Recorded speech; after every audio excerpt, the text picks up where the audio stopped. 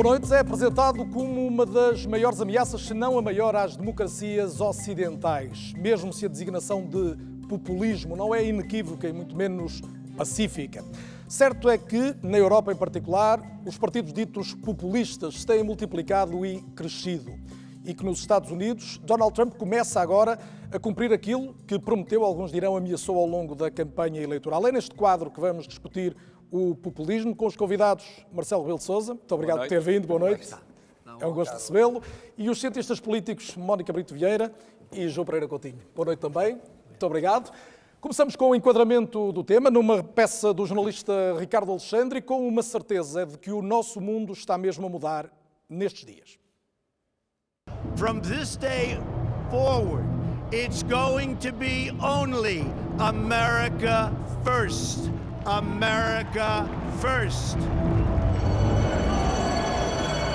O populismo enquanto forma de exercício do poder ou de o atingir. Governar para massas esquecidas e maltratadas contra as elites poderosas. O povo colocado no centro da ação política. Governar em nome da nação, da história, das convicções religiosas da maioria.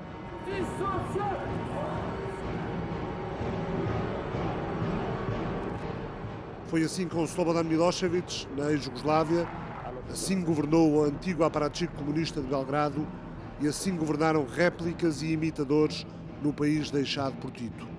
Deu no que deu.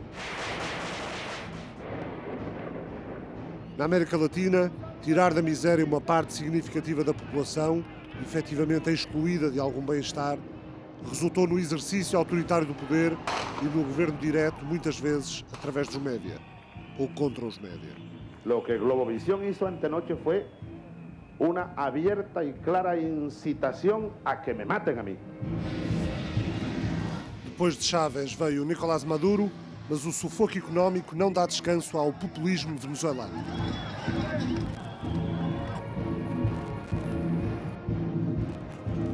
Na Grécia, Alexis Tsipras e o Syriza encaixam no rótulo populista pela bandeira do confronto com as elites, mas no exercício do poder não têm fugido aos mecanismos de ajustamento das democracias liberais e das instituições europeias. Beppe Grillo e o movimento 5 Estrelas, difícil de catalogar pelos cânones tradicionais, esquerda-direita, tem sido mais obstáculo do que facilitador de soluções políticas em Itália. Noi abbiamo creato in questa rabbia la speranza, the hope, the light. Numa ilha que recebeu mais de 500 mil de pessoas entre 2013 e 2014, o populista Nigel Farage ganhou o referendo do Brexit e foi-se embora. During the referendum campaign, I said, I want my country back. And what I'm saying today is I want my life back. And it begins right now. Thank you. Nos corredores de Bruxelas, os populistas usam financiamentos europeus para pôr em causa a própria existência da União Europeia. Na Áustria, o Partido da Liberdade quase ganhou as presidenciais, com Norbert Hofer, e pode ser primeiro nas legislativas do próximo ano. Na Hungria, o Fidesz de Viktor Orbán assumiu oficialmente que o país é uma democracia iliberal. Contra imigrantes e minorias várias, Orbán joga sempre ao ataque. Com a vitória de Donald Trump, sentiu-se nas nuvens. És élünk. What a wonderful world. N'est pas la fin du monde, c'est la fin d'un monde. A confiança de Marine Le Pen e a vantagem nas sondagens em França pode significar o fim do mundo para quem teme que a Frente Nacional, hoje mais populista e alegadamente menos de extrema-direita, chegue ao Palácio do Eliseu nas eleições desta primavera. Ça fait très peur, si vous voulez. E da primavera que pode ser inverno na democracia francesa, não faltará muito para o decisivo outono alemão, com a extrema-direita populista da AfD, Alternativa para a Alemanha, a morder os calcanhares aos partidos do centro. Der Rechtsstaat wird angegriffen, nicht nur international, an den Rändern, sondern auch im Herzen Europas. A Holanda progressista e liberal cede terreno ao populismo de extrema-direita e Geert Wilders pode sair vencedor das eleições holandesas daqui a alguns meses. Hey, if the United Kingdom can do it, we can do it. O diagnóstico, que não é exclusivamente europeu, está feito. Today we see anti-Semitism, along with racism, xenophobia, anti-Muslim hatred and other forms of intolerance triggered by populism. Populismos sem fronteiras no século XXI.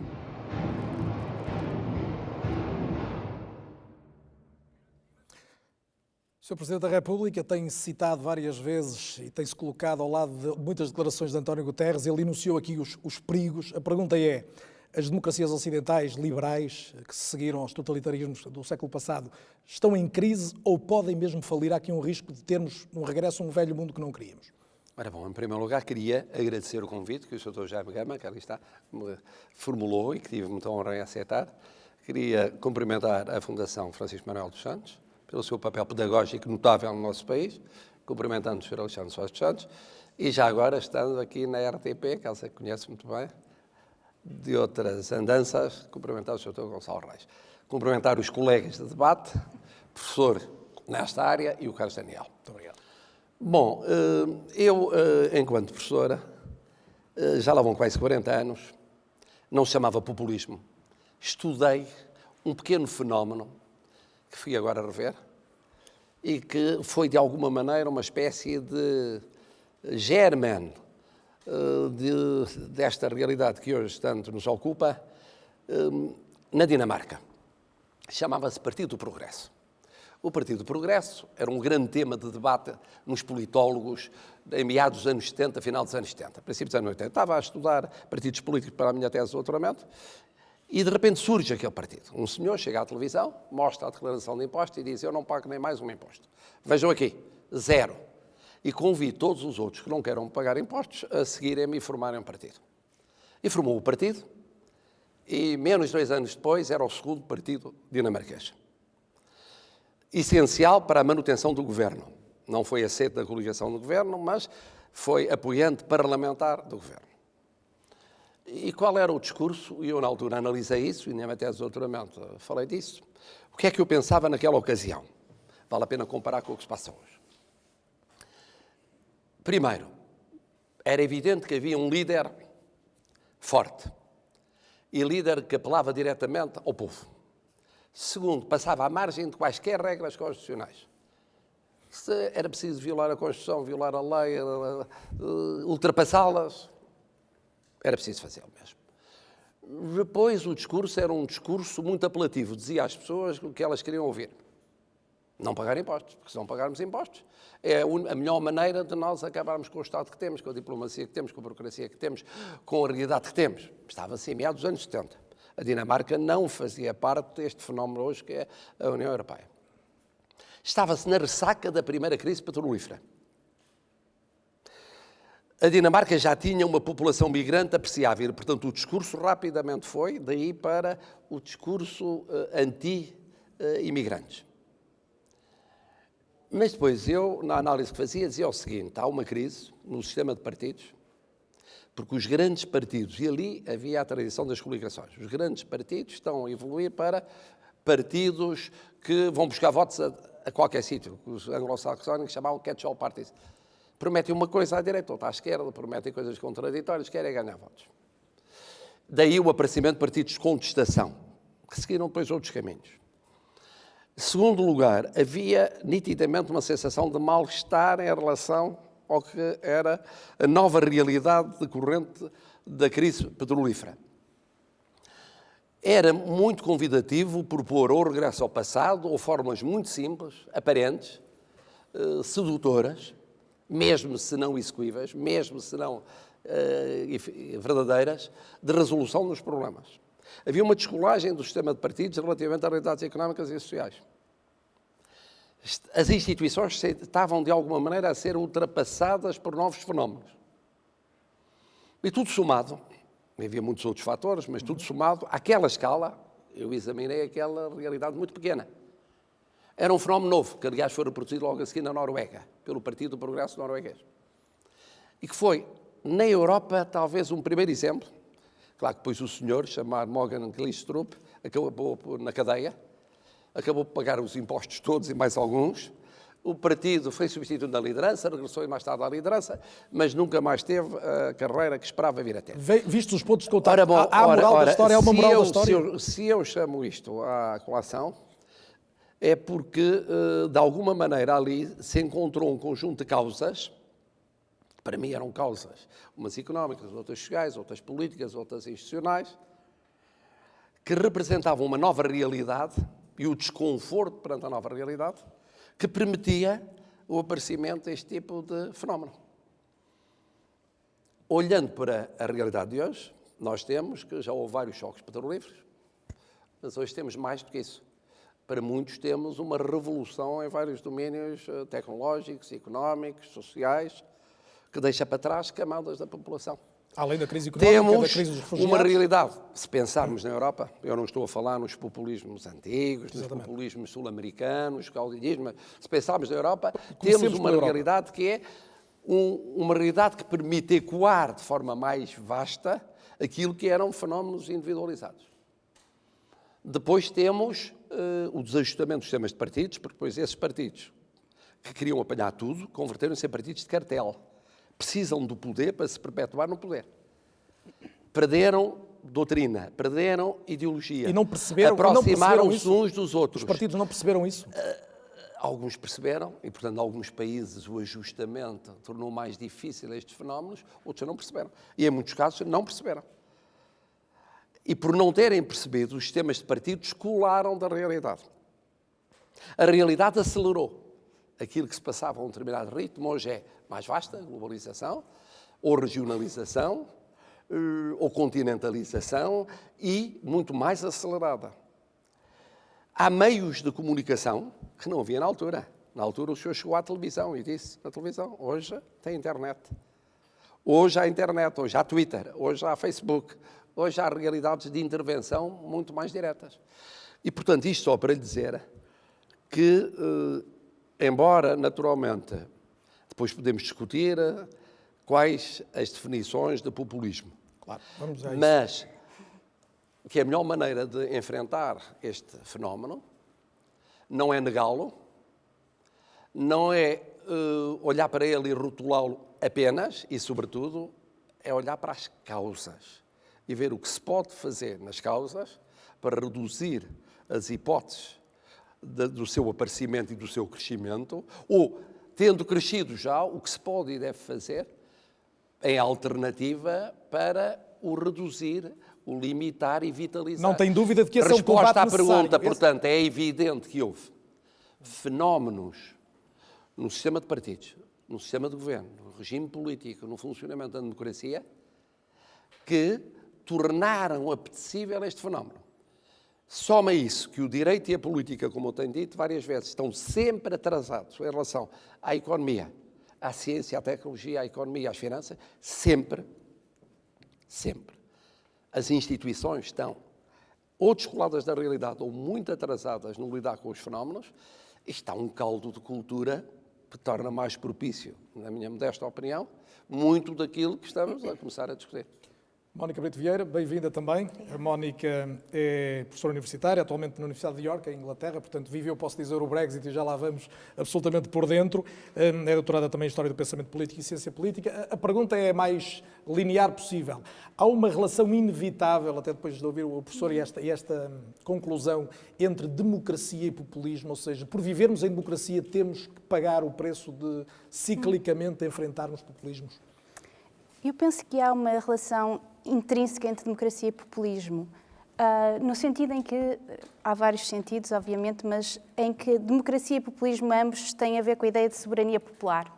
É o povo que governa, é a vontade do povo que tem soberania nessas comunidades, é essa a ideia que está por trás de ambos.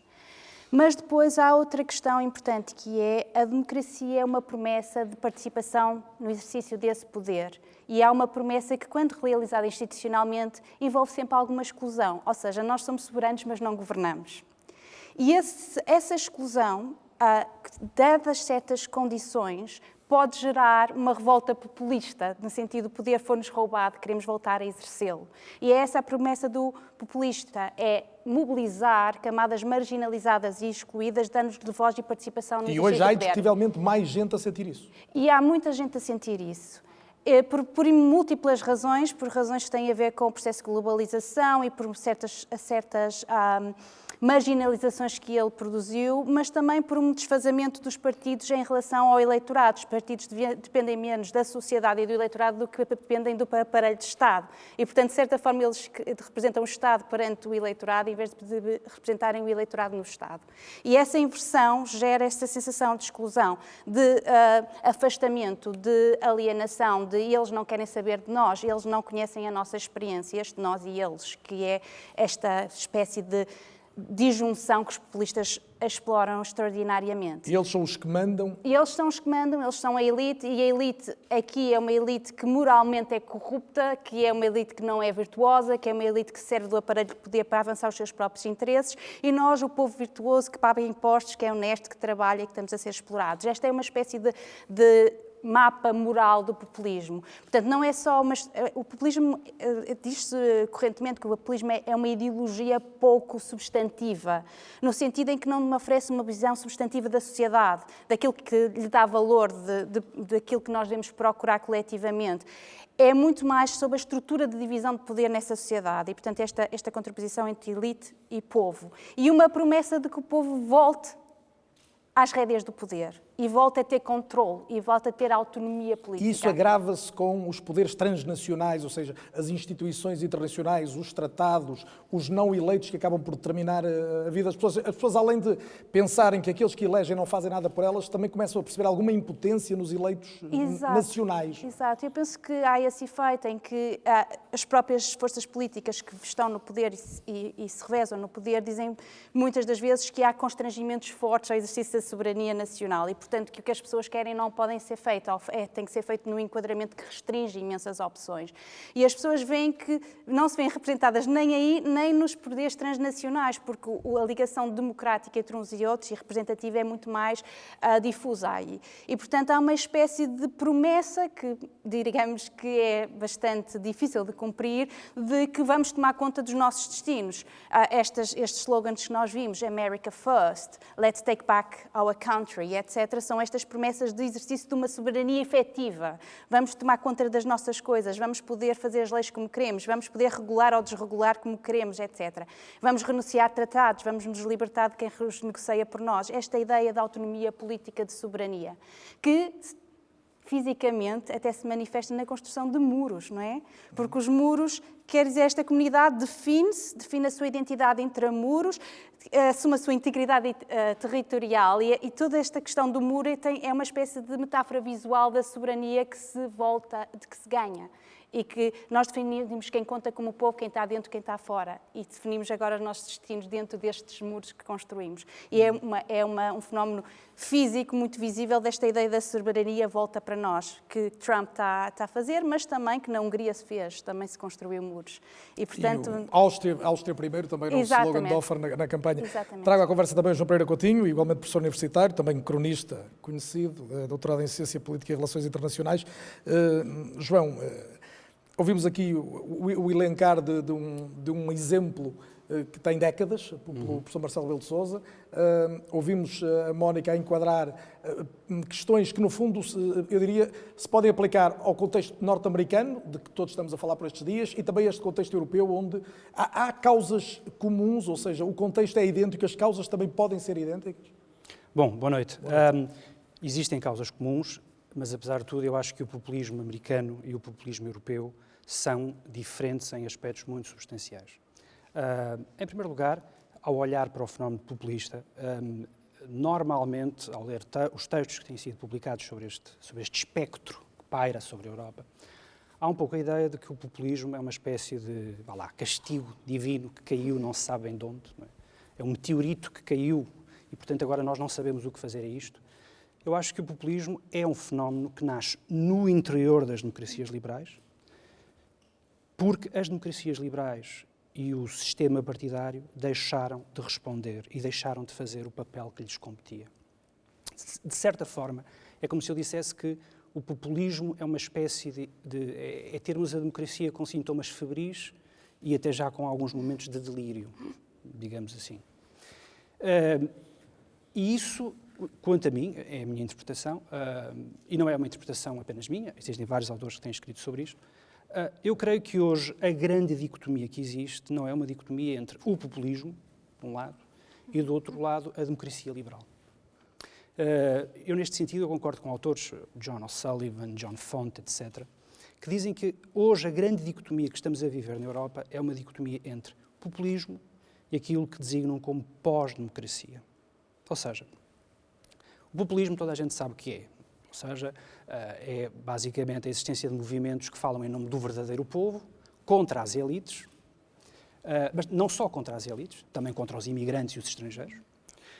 É um movimento antipluralista por definição, ou seja, o líder populista não diz esta é a minha ideia e, portanto, eu vou defendê-la, não. Ele diz que isto é a única ideia e, portanto, qualquer discórdia deve ser abolida por princípio. E, portanto, este é o populismo e, portanto, nós vemos aí as massas enraivecidas que querem entrar no castelo, digamos assim, no fundo, querem que a arena política seja uma espécie de Facebook em ponto grande.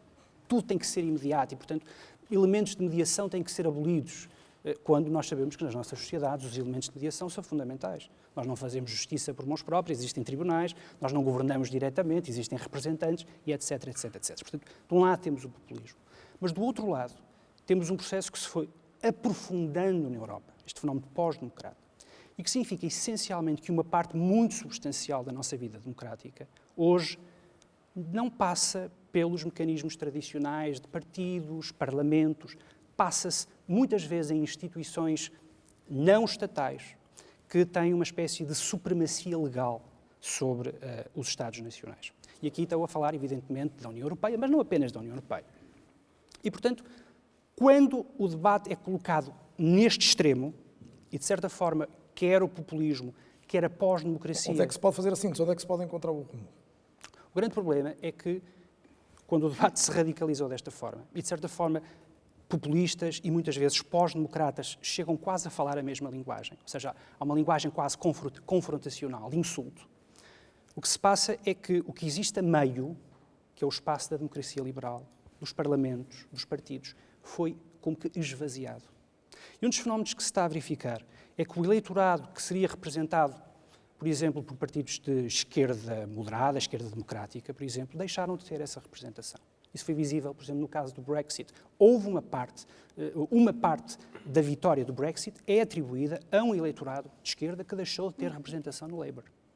E a mesma coisa se passa com partidos de uma direita moderada, de um centro-direita, digamos assim. Ou seja, são partidos que, de certa forma, abandonaram uma série de valores, uma série de assuntos que lidam com questões de segurança, com questões até de moral, precisamente porque o debate foi esvaziado entre esta gritaria de populistas e de pós-democratas. E, portanto, eu creio que se este espaço, este fosso, não for repolitizado, digamos assim, se assuntos, por mais incómodos que eles sejam, se estes assuntos não voltarem a ser discutidos dentro das instituições Estamos próprias. a falar de que assuntos, só para concluir? Assuntos como, por exemplo... A imigração? Imigração, como a economia, como todos os assuntos que, de certa forma, são impostos ou são decididos. Há um teórico especialista inglês, o Perry Anderson, que, aliás, é um homem de esquerda, e que diz qualquer coisa como isto. Basicamente, passou-se do mundo aberto dos parlamentos para o mundo fechado das chancelarias. Se muitos destes assuntos não voltarem a ser repolitizados a um nível nacional e parlamentar, eu não tenho dúvidas nenhumas que os movimentos populistas vão crescer, vão ser uma ameaça séria às democracias liberais, porque a ameaça, sobretudo, acontece a partir do momento em que os movimentos populistas chegam ao poder. Já vou querer ouvir o Presidente da República também sobre a repolitização, mas para já é ilustrativo, creio, olharmos um mapa da Europa e percebermos, por exemplo, que há 22 países onde existem partidos que podemos designar, embora, claro, sempre de uma forma discutível, como populistas. São, no entanto, critérios científicos, apurados em função da opinião dos mais consagrados académicos, permitem dizer que hoje temos populismo da Grécia à Finlândia, da Espanha à Roménia, por exemplo. E vamos ver no quadro seguinte que em 6 países o dito Partido Populista é mesmo já o mais votado. Os casos mais relevantes são a Hungria, onde os dois partidos mais votados até são ambos populistas, a Eslováquia, mas também, obviamente, a Polónia ou a Grécia são exemplos óbvios. E em 7 países europeus, os partidos ditos populistas estão no governo. Na Eslováquia estão mesmo 2 partidos no governo e há os outros casos conhecidos, designadamente a Hungria, a Polónia, a Grécia, mas também a Finlândia, a Noruega ou a Suíça, como podemos ver de resto também nestes mapas. Uma ilustração de facto de como este, vamos dizer, movimento populista, embora não homogéneo, cresce no continente europeu. Aqui vemos então os países onde os 6 partidos ocupam liderança mesmo já em termos de votação nas últimas eleições nacionais, onde de resto no conjunto europeu os partidos ditos populistas obtiveram uma votação a rondar os 16,5% em termos médios. A RTP tem convidados em estúdio, mas tem também especialistas que foi ouvir internacionais, especialistas que estudam o populismo. Um dos maiores especialistas, Cas Miúdo, um holandês, investigador da Universidade de Georgia, nos Estados Unidos, conversou com a correspondente da RTP, Márcia Rodrigues. Desde logo fez uma distinção de populismo, uma definição, mas deixou também outra ideia interessante de que Donald Trump não será um verdadeiro populista. Populism itself is a very narrow ideology. And it mainly just holds that you consider society to be divided into 2 different groups. The pure people on the one hand and the corrupt elite on the other. You consider both of them to be homogeneous, and so you think all the elite are corrupt and all the people are pure. Where do you identify the main populist organizations, parties, regimes today in our time? Well, on the left, the most important ones are Syriza in Greece and Podemos in Spain. On the right, these are mostly organizations that have been around for a long time. Front National in France, Austrian Freedom Party, Party for Freedom in the Netherlands, Danish People's Party, Sweden Democrats. Most of these parties are actually parties that predate the crisis, the economic crisis. And so populism is not a very new phenomenon. Mostly in Western Europe, it's something that only emerged roughly in the 1990s. Right? It's also not something that has a very long tradition, but we now perceive too many things as if everything happened, like with either the economic crisis or with the refugee crisis, and that is also not correct. And now here in the United States, would you define Donald Trump as a populist leader? Yeah, that's difficult because when Trump actually started, he wasn't a populist. He was very much anti-elite, but he didn't speak for the people. He never claimed to do that. He never actually talked about the people. He talked about himself endlessly, and he sold himself. Like, you had to vote for him because he was the best deal maker, not because he was the voice of the people. At the end of the campaign, pretty much when Steve Bannon, the man from Breitbart News, became involved in his campaign, he became much more populist. And the last months, he had a lot of populist campaigns where he said, well, by voting for me, the people get power back, right? And so he is a populist phenomenon. Do I believe that he truly is a populist? No. I don't think that Trump is in any way feels that he is like anyone else. What about the populist speech traditionally? Appeals exactly to what, the populist speech? Yeah, the populist speech, often in the media, it's kind of described as simple. What is specific is the morality, right? And so that your main distinction between the people and the elite is not so much who is in power, what positions they have, or ethnicity or something. It is about the morality. And so the key distinction is between a pure people and a corrupt elite. And as a consequence of that, the discourse is very hard. What are the main causes today in the society where we are for populism? Yeah, the main causes are a combination of very long-term developments where on the upside people have become much more independent, better educated, more self-confident, and as a consequence they are no longer just willing to be led by politicians. Bem, uma perspectiva interessante. Sr. Presidente, os Estados Unidos estão transformados numa ameaça à Europa, como dizia ontem o Presidente do Conselho Europeu? Sabe que eu não posso esquecer que sou Presidente da República. Não é? Eu fiz a pergunta não esquecendo também, mas... Tem como interlocutores os presidentes, os chefes de Estado dos diversos países, ou, em muitos casos, os chefes de governo também.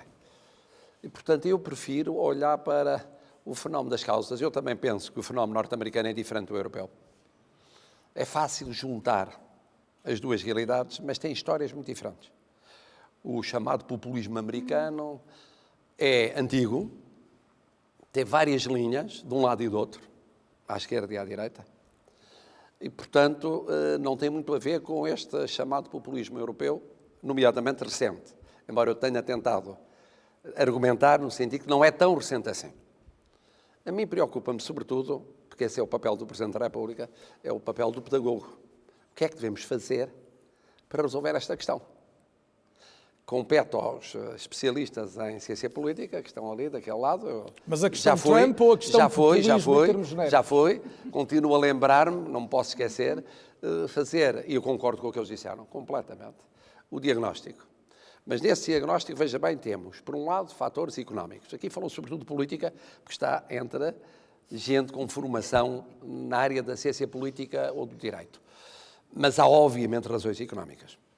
As sucessivas crises económicas vividas e a sua amplitude cada vez mais vasta, já não é num país, é numa região ou é no mundo, têm consequências terríveis para camadas da população. Permita-me, eu não quero forçá-lo a falar de Trump. Não, mas quer que eu fale dos Estados Unidos. Queria que falasse, até porque hoje respondeu, eu penso que estou a interpretar bem, então, dizendo que é preciso que a Europa se mantenha unida. Ora, nós estamos num contexto em que... Mas eu ia chegar a esse ponto. A ameaça também para sobre a Europa. Além das causas, como é o caso da crise económica, pensando na Europa, é óbvio que há razões que têm a ver com a Europa que explicam porque é que nós assistimos àquilo que assistimos em tantos países europeus. A Europa ficou parada a meio da ponte. A Europa tinha um processo de integração. E depois, a certa altura, chegou ao meio da ponte e integramos mais ou não integramos mais. O que integramos e começou a ter dúvidas existenciais. E começou a haver leituras muito diferentes dentro da Europa. E por isso se falava na divisão entre a Europa do Norte e a Europa do Sul. Juntou-se agora uma divisão entre a Europa de Leste e a Europa Ocidental, porque veem o relacionamento com os vizinhos, vê a questão da segurança, vê a luta contra o terrorismo, vê as migrações, vê os refugiados, vê a evolução económica e financeira de maneiras completamente diferentes. E ou fazem um esforço, que é o que eu tenho dito, para terem posições comuns, mas não basta. É preciso que sejam posições comuns que correspondam, como aqui foi dito, à resolução de problemas concretos da vida concreta de pessoas de carne e osso. Mas está de acordo que se isso já não foi fácil ao longo dos últimos anos, quando a Europa tinha valores mais comuns, mais difícil pode ser depois do Brexit, depois do que pode acontecer em França. Os Estados Unidos precisam sempre da Europa como uma aliada fundamental. Seja o Presidente A, B, C, D, E. Há coisas em que a Europa é insubstituível. Os Estados Unidos nunca estiveram em África. A Europa esteve em África. A Europa percebe a África melhor que os Estados Unidos. A Europa percebe melhor a componente leste do que os Estados Unidos. Percebe melhor a zona do Mediterrâneo e a do Golfo e o próximo Médio Oriente que os Estados Unidos. E os Estados Unidos vão perceber isso, que precisam da Europa? E, portanto, eu acho que é inevitável, faz parte da lógica. Os primeiros sinais... Não faz parte da lógica das coisas, de que... sabe que nós não podemos confundir a conjuntura com a estrutura. Os presidentes passam, e mesmo quando não passam, enquanto duram, há uma tradição na política norte-americana de muitos presidentes quererem começar por ser isolacionistas. Muitos. Isolacionistas e acharem que não faz sentido a Europa, ou que pode fazer sentido a Europa dividida, e que é indiferente à unidade europeia. E depois, um tempo envolvido, convencem-se, aí afinal a Europa unida é melhor do que a Europa desunida. Nós darmos bem com a Europa é melhor do que darmos mal com a Europa. A Europa pode dar-nos elementos a que nós não chegamos. E mantém essa expectativa, então, em relação ao Presidente norte-americano. Não é expectativa, é uma certeza. Sabe que um dos problemas, quando se analisa estas questões, é as pessoas não saberem história. E quando não sabem história, olham para o dia anterior, olham para o próprio dia. Mas se olharem para a história, veem que há coisas que são inevitáveis. Podem demorar 1 mês, 1 ano, 2 anos, 3 anos, mas são inevitáveis. Permita-me trazer o João Pereira Coutinho de volta e a Mónica ao debate. João, vê esta inevitabilidade, e o João não é Presidente da República, pode falar mais à vontade, em relação ao que vai ser a praxis de Donald Trump, os primeiros 10, 12 dias são indicadores de algo muito diferente do que estávamos habituados. Basicamente, enfim, Donald Trump faz parte de uma classe de políticos que, assim que chega ao poder, começa a cumprir as suas promessas. Portanto, ninguém pode acusar Donald Trump de não estar a cumprir as suas promessas. Agora, tentar adivinhar o que é que ele vai fazer para o futuro, tratando-se de Donald Trump, é um exercício muito arriscado, porque o grau de imprevisibilidade do presidente norte-americano é elevado. Não é um facto, mas muita gente dizia o candidato vai ser diferente do presidente eleito, o presidente eleito vai, ou melhor, o presidente eleito vai ser diferente do candidato, o presidente empossado vai ser diferente do eleito, e até agora é o mesmo. Vamos ver, eu quero acreditar que sim. Mas quero acreditar que sim, que não vai ser, que vai mudar. Que vai mudar. Mas não há nada que me garanta neste momento que esta espécie de governação vanguardista, revolucionária que Donald Trump está a trazer para os Estados Unidos não possa continuar. Vamos ver, vamos ver. Eu não quero ser um otimista irritante, mas tenho que ter algum otimismo relativamente a isto. Agora, relativamente ao fenómeno populista nos Estados Unidos, o Presidente da República diz uma coisa muito importante, que tem a ver com a antiguidade deste fenómeno. Porque aquilo que se passou com o caso de Trump este é um caso perfeitamente atípico na história do movimento populista norte-americano. Porque se a história do populismo norte-americano mostra alguma coisa, é que basicamente desde finais do século XIX, quando surge o Partido Populista, digamos assim, e surge essencialmente para defender os interesses agrários dos agricultores do Sul e das grandes planícies, normalmente, quando existiam estes movimentos populistas, o próprio sistema partidário tinha uma capacidade de integrar estes elementos, de integrar estes sinais e de os resolver de uma forma constitucional. O movimento do Partido Populista no finais do século XIX foi muito absorvido pelo Partido Democrata, por exemplo. Quando nós falamos de outros líderes populistas, por exemplo, o caso do Huey Long, na década de 30, que era o governador de Louisiana, ele influenciou profundamente Roosevelt, por exemplo. O presidente Roosevelt soube ler muito bem aquilo que o movimento populista pedia e queria e exigia. Mas agora o populismo está na presidência. E essa é que é a verdadeira diferença. Ou seja, é que ao contrário do que se passou no passado, em que havia uma capacidade de perceber estes sinais e, de certa forma, de os integrar de uma forma mais articulada, mais sofisticada e mais racional, o que se passou nos últimos 15 anos é que isto falhou. Havia vários sinais de que quer com Bush, quer com Obama. Eu talvez não fosse citar Bush ou Obama, mas fenómenos que passaram debaixo do radar, apesar de terem sido muito significativos à sua época. Por exemplo, os casos do Ross Perot, os casos do Pat Buchanan, os casos do Tea Party. Bem, basta lembrar que quer o Pat Buchanan, quer o Ross Perot tiveram votações muito expressivas. E aquilo que eles defendiam era, sem tirar nem pôr, enfim, só mudavam alguns nomes, aquilo que Donald Trump defendeu na sua campanha. Enfim, a ameaça não era propriamente... João, só porque o tempo está a andar mais depressa do que nós imaginamos, e o que é que Trump teve? Foi a circunstância histórica, foi o contexto sociopolítico e económico também, ou é o tal carisma, ou a personalidade? Eu acho que o que Trump teve foi estrada aberta pelo facto de os anteriores presidentes norte-americanos não terem sabido ler os sinais que os movimentos populistas emitiam e que deviam ter sido... Mas também não foi o ter conseguido tomar um partido tradicional, como o republicano, o que os outros não fizeram? Com certeza que sim. Aliás, se existe alguma história nos outros movimentos populistas, é que normalmente os líderes populistas acabavam muito mal. Ou eram assassinados, aconteceu com o Huey Long na década de 30, ou eram alvejados e ficavam numa situação muito difícil, como o George Wallace, por exemplo, na década de 60. Mas o que eu acho é que, quer por parte do Presidente Bush, quer por parte do Presidente Obama, não houve a capacidade de integrar o descontentamento popular e articulá-lo numa política minimamente racional. e a estrada ficou aberta para Donald Trump. Mónica, normalmente do populismo fala-se em ideologias de acolhimento, quase. Há pouco dizia, não há propriamente uma ideologia do populismo. Acaba por, à direita, surgir sob determinadas formas de nacionalismo, à esquerda do socialismo. Mas esta questão que o João invocava agora, de repente, também não deixa de ser verdade que um líder tido como populista verdadeiramente toma o poder quando consegue tomar primeiro um partido tradicional. Sim, mas uma das coisas que aconteceu nos Estados Unidos é que a ascensão de Trump a poder colocou em crise tanto o Partido Democrata quanto o Partido Republicano e abriu clivagens internas que não se sabia existir.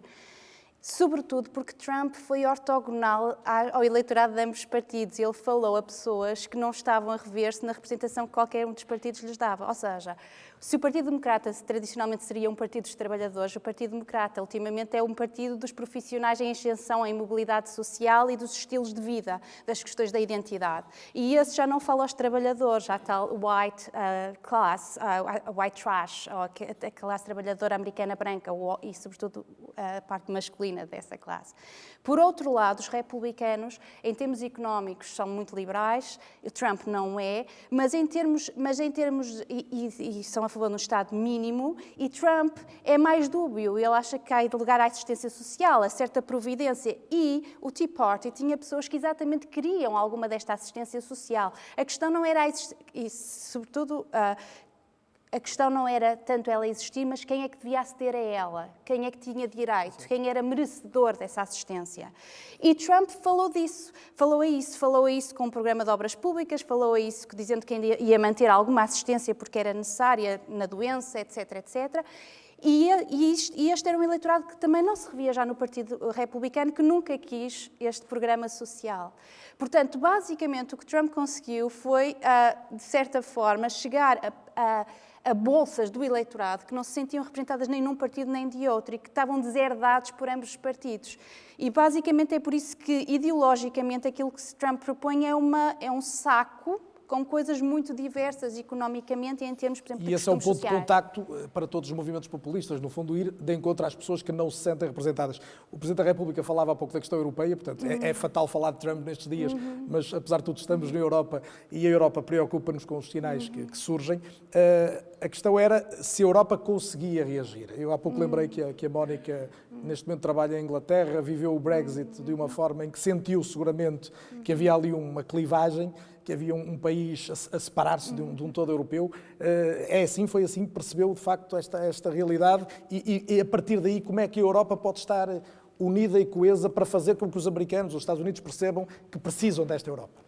Sim, eu penso que a Inglaterra, o que aconteceu e aí eu concordo perfeitamente com esta ideia de que o populismo é sintomático de um mal-estar que não foi notado e que basicamente não foi notado porque por vezes não se quis notá-lo. E isso em Inglaterra tornou-se impossível, ou seja, houve duas camadas de população e isso depois manifestou-se a nível das relações familiares e etc., que estavam de costas voltadas e não sabiam que estavam de costas voltadas porque tinham modelos de sociedade e do que queriam para o futuro completamente diferentes.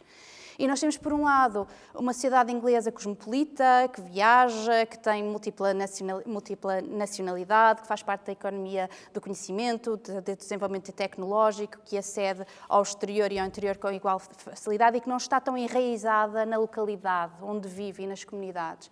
E, por outro, uma camada da população, por força da desindustrialização ou por força... Isto não tem só a ver com classe socioeconómica, porque o voto Brexit foi exatamente por pessoas com menos formação académica, com mais pobres, etc. Mas também há uma classe média bastante desafogada que votou o Brexit por questões identitárias e de comunidade. Que tipo de comunidades temos? E é uma comunidade mais coesa que querem, uma comunidade mais enraizada no local onde ela vive e onde o seu dia-a-dia se passa. É uma comunidade que se sente assustada, muitas vezes por fenómenos que não lhes são próximos, porque muitas vezes não são as comunidades onde há mais imigração, não são as comunidades mais afetadas pela regulamentação da comunidade europeia, mas de qualquer forma essas ameaças estão na percepção dessas pessoas extremamente presentes. E, portanto, o que nós tivemos em Inglaterra foi uma Inglaterra olhar para a outra e a dizer, mas eu não vos conheço, mas isto não pode ser Inglaterra. E uma a dizer à outra, mas vocês são sobrevivência do passado, vocês já não deviam estar aqui, porque o progresso é noutra direção. E, portanto, houve esta completa ruptura entre estas duas partes e quase uma negação dos perdedores. porque basicamente quem perdeu não estava habituado a perder eleições. E para cada mancha é possível manter alguma coesão? Para cada mancha eu penso que vai ser extremamente decisivo o que se passa em França, o que é que se vai passar em França, mas eu penso que o que a Inglaterra criou com o Brexit é que a Inglaterra promete, neste momento, não sei se vai conseguir fazê-lo, creio que não, mas um modelo alternativo. Um modelo alternativo em que um país sai fora de um conjunto de outros países e renegocia tudo à sua medida, à sua imagem e à sua vontade. E essa ideia é extremamente atrativa e vai ser muito atrativa para vários eleitorados e penso que vai ser explorada em muitos outros casos. Pode haver contágio, portanto. Pode haver contágio, enquanto os sinais, se forem mais ou menos de uma economia robusta que está a resistir bem, que é o que tem acontecido nos últimos tempos, isso pode tornar-se ainda mais atrativo. Portanto, tudo depende da evolução também desses indicadores económicos, de como a Inglaterra está a reagir ou não a esta decisão. Aproveito para lembrar, estamos em direto da RTP3 a discutir o populismo. Este programa chama-se Fronteiras 21, começa hoje, uma vez por mês. Vamos estar aqui numa parceria RTP Fundação Francisco Manuel dos Santos a discutir os grandes temas que preocupam o país e o mundo. É um programa também com público que pode participar permanentemente através do site fronteiras21.pt, um site que está disponível já há algumas semanas e onde até hoje chegaram mais de uma centena de perguntas. Das pessoas que colocaram perguntas no site, selecionámos algumas para estarem aqui, manifestaram de resto vontade de assistir ao programa. Agradeço-lhes a presença. Algumas delas vão ter a oportunidade também de colocar perguntas. Só tenho mesmo que pedir, vou quase exigir que o façam do modo mais rápido e concreto possível. Comece por uma senhora, jovem ainda, a Joana Magalhães. Aliás, é do Conselho Nacional da Juventude também. Joana, gostava de fazer uma pergunta ao Presidente da República. Faz favor. Muito boa noite, muito obrigado, Carlos Daniel. Começo, obviamente, por cumprimentar o Sr. Presidente da República e o nosso painel de oradores e agradecer o excelente contributo que deram aqui hoje à noite. Cumprimentar também a Fundação Francisco Manuel dos Santos, não só por esta iniciativa, mas também pelo trabalho que têm desenvolvido na difusão de informação e discussão de temas tão pertinentes como é este, o do populismo, que tem merecido atenção por parte do Conselho Nacional da Juventude e por parte da juventude em si, tanto a nível nacional como internacional. Muito obrigado, Joana. É neste âmbito que coloco, então, a minha questão ao Sr. Presidente da República, tendo em conta esta onda crescente de populismo na Europa e no mundo, que nos faz até recordar momentos da história que julgávamos que estavam ultrapassados, que papel é que os jovens podem ter para inverter esta onda? Muito obrigada. Eu acho que é um papel essencial, porque se eu acho que aquilo que acontece é que temos rupturas, como já foi explicado pelos especialistas, este fenómeno nasce da incapacidade para acompanhar novas realidades económicas, sociais, científicas, tecnológicas. Instituições não são capazes de se adaptar, funcionam mal, distanciamento entre muito do que é o exercício do poder político das instituições e a realidade, falta de visão, falta de antevisão, porque isto era possível prever há já algum tempo. A desatualização dos sistemas de partidos e de outras instituições, falámos só dos partidos, podíamos falar das representantes dos parceiros económicos e sociais, da representação funcional. Há desajustamentos. Portanto, há duas maneiras de encarar. Ou há um esforço para mudar e apanhar, tanto quanto é possível, esse tempo que corre, ou não há. Se não há, estes fenómenos vão se multiplicar. Porque é que os jovens são fundamentais? Porque aquilo que caracteriza a juventude, para além daquilo que estamos sempre a dizer, é que todos somos jovens de espírito, é uma capacidade de antecipação e uma capacidade de iniciativa maior do que aqueles que já estão mais instalados, têm mais compromissos, têm mais limitações físicas e institucionais e profissionais. Portanto, o que é de esperar é que os jovens saibam antecipar, saibam perceber e saibam ter um papel fundamental nessa mudança. E já agora uma palavra de otimismo, embora não irritante.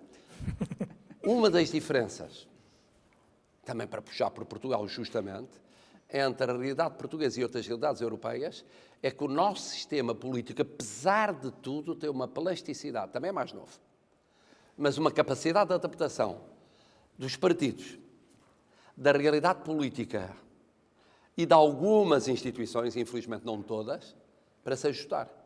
E por isso nós vemos à nossa volta crise em sistemas de partidos em vários países da Europa do Sul, da Europa Central, menos da Europa do Norte. E aqui tem havido a plasticidade. Porquê? Em larga medida por fenómenos de capacidade de rejuvenescimento. Se perder isso, então também chega a Portugal, que não chegou até agora, e espero que não chegue jamais, essa realidade que decorre da incapacidade de acompanhar os novos tempos e os novos desafios. Acaba de antecipar, obviamente, um dos temas que íamos a seguir. Nós vamos daqui a pouco fazer um intervalo, mas muito curto, e depois vamos colocar essa pergunta. Porquê é que não há, afinal, populismo, pelo menos extremismo na direita em Portugal? É uma dúvida que muita gente tem colocado, mesmo estrangeiros. Ainda esta semana, jovens do partido alemão, do partido holandês de Dijsselbloem estiveram em Portugal e colocaram precisamente essa questão. Mas aproveito para colocar mais uma pergunta a partir da plateia, ou para suscitar. Matias Weigel tem 18 anos, é estudante de Medicina e tem uma pergunta para o João Pereira Coutinho. Boa noite. Boa noite, muito obrigado pela oportunidade. A minha questão era, por um lado, como é que a rápida rotulação como extremismos, como o Sr. Presidente há bocado falava, ou seja, portanto, uma análise não tão profunda, mas sim aquela colocação de, ok, isto é um extremismo, não vale a pena levar isto a sério, e por outro lado, a integração que tem sido feita no caso da crise dos refugiados, não o facto de entrarem mais ou menos, mas sim a forma como a integração tem decorrido. Como é que esses fatores têm contribuído para atrair um eleitorado que se julgava menos propício a ser atraído por esses partidos, ou seja, portanto, classe média, com uma maior educação? Estou a pensar mais especificamente no caso da Áustria, que eu conheço melhor, e, portanto, então, parte dos refugiados e a rotulação. A rotulação fácil do populismo ou dos extremismos, certo. E a forma como são acolhidos os refugiados, João? Bom, na realidade, às vezes para se discutir alguns assuntos de política é preciso usar algumas palavras.